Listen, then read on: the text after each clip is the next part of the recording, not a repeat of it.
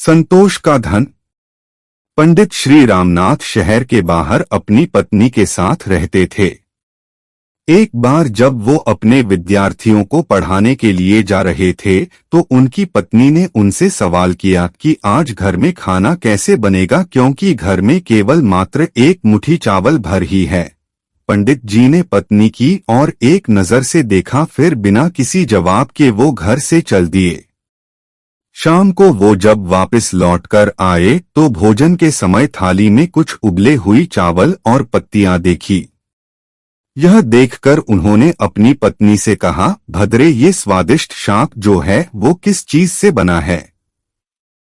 मैंने जब सुबह आपके जाते समय आपसे भोजन के विषय में पूछा था तो आपकी दृष्टि इमली के पेड़ की तरफ गई थी।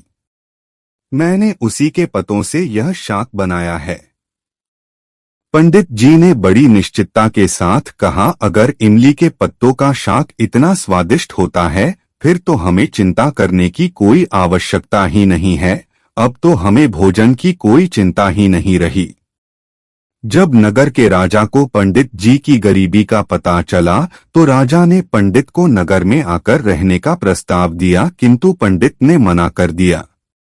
तो राजा हैरान हो गया और स्वयं जाकर उनकी कुटिया में उनसे मिलकर इसका कारण जानने की इच्छा हुई।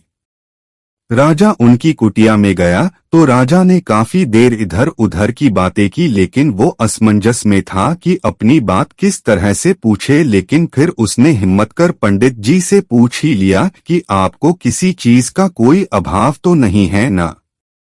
पंडित जी हंसकर बोले, यह तो मेरी पत्नी ही जाने। इस पर राजा पत्नी की और आमुख हुए और उनसे वही सवाल किया तो पंडित जी की पत्नी ने जवाब दिया कि अभी मुझे किसी भी तरीके का अभाव नहीं है, क्योंकि मेरे पहनने के वस्त्र इतने नहीं फटे कि वो पहने न जा सकते, और पानी का मटका भी तनिक नहीं फूटा कि उसमें पानी नहीं आ सके, और इसके बाद मेरे हाथों की चूड़ियां जब तक है मुझे किसी चीज का क्या अभाव हो सकता है। और फिर सीमित साधनों में भी संतोष की अनुभूति हो तो जीवन आनंदमय हो जाता है।